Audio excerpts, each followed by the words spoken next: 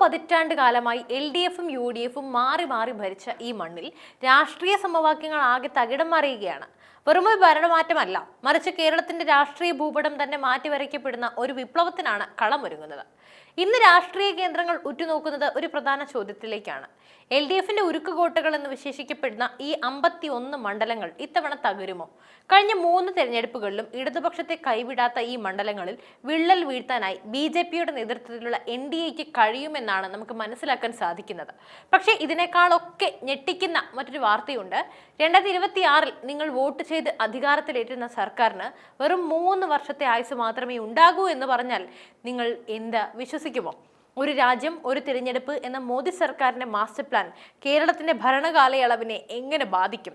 2029 രാജ്യം മുഴുവൻ പോളിംഗ് ബൂത്തിലേക്ക് നീങ്ങുമ്പോൾ കേരളത്തിന്റെ വിധിയും അവിടെ കുറിക്കപ്പെടുമോ? തൃശൂരിൽ സുരേഷ് ഗോപിയിലൂടെ തുടങ്ങിയ ആ കാവിത്തരംഗം, തിരുവനന്തപുരം കോർപ്പറേഷൻ പിടിച്ചെടുത്ത ആത്മവിശ്വാസം, ഒപ്പം LDFിന്റെ ഉറച്ച കോട്ടകളിൽ വീഴുന്ന വിള്ളലുകൾ 2026 കേരളം ആർക്കൊപ്പം നിൽക്കും? ആരെയും ഞെട്ടിക്കുന്ന കണക്കുകളും വസ്തുതകളും നിരത്തിക്കൊണ്ട് കേരള രാഷ്ട്രീയത്തിന്റെ ഈ വമ്പൻ പോരാട്ടത്തെ നമുക്ക് വിശകലനം ചെയ്യാം. വീഡിയോ മുഴുവനായും കാണുക, കാരണം ഇത് നിങ്ങളുടെ വോട്ടിന്റെയും ഈ നാടിന്റെയും ഭാവി നിശ്ചയിക്കുന്ന കാര്യമാണ്. കേരള രാഷ്ട്രീയത്തിലെ ഏറ്റവും വലിയ ശക്തി LDFിന്റെ വിന്നിംഗ് റെക്കോർഡുള്ള മണ്ഡലങ്ങളാണ്. 2011, 16, 21 എന്നീ 3 തെരഞ്ഞെടുപ്പുകളിലും LDFിനൊപ്പം ഉറച്ചു നിന്ന 51 മണ്ഡലങ്ങൾ. ഇതിൽ 39 എണ്ണം CPMന്റെയും 12 എണ്ണം CPIയുടെയും കുത്തക സീറ്റുകളാണ്. ഈ 51 സീറ്റുകളാണ് പിണറായി സർക്കാരിന്റെ നട്ടെല്ലെന്ന് പറയുന്നത്. എന്നാൽ ഈ കോട്ടകൾ അജയ്യമാണോ? അല്ല എന്നാണ് ചരിത്രം പറയുന്നത്. ഉദാഹരണത്തിന് 2012 നെയ്യാറ്റിൻകരയിലും 19 അരൂരിലും നടന്ന ഉപതെരഞ്ഞെടുപ്പുകൾ നോക്കാം. CPMന്റെ ഉറച്ച സീറ്റുകളായിരുന്നിട്ടും അവിടെ അട്ടിമറികൾ നടന്നു.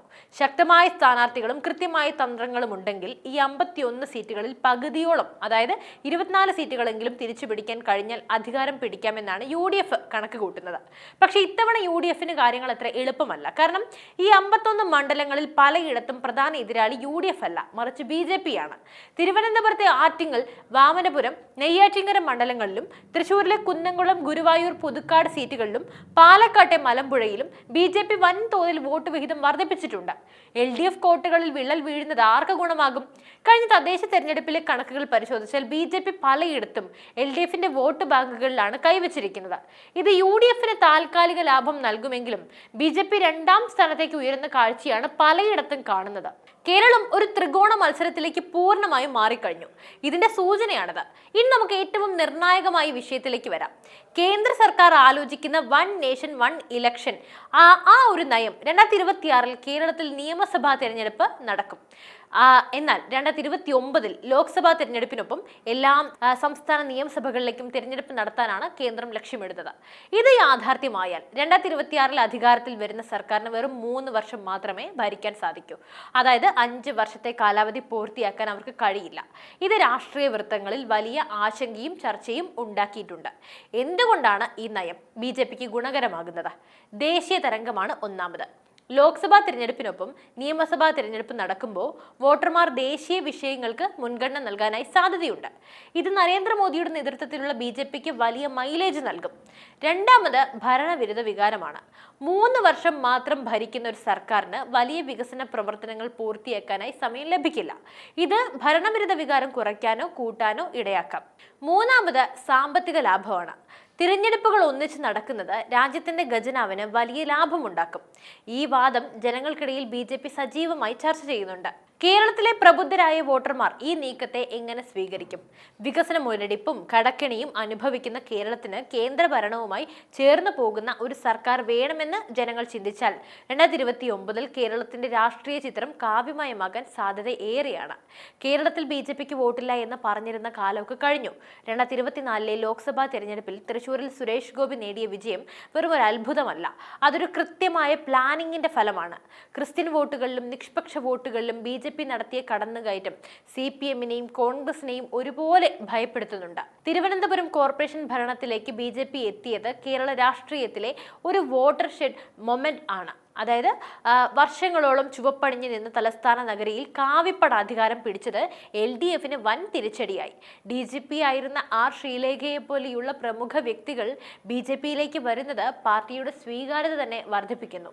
2026 BJP ലക്ഷ്യം വെക്കുന്നത് 20ഓളം സീറ്റുകളാണ്. ഇതിനായി അവർ ശ്രദ്ധ കേന്ദ്രീകരിക്കുന്നത് LDFന്റെ 51 ഉറച്ച സീറ്റുകളിലാണ്.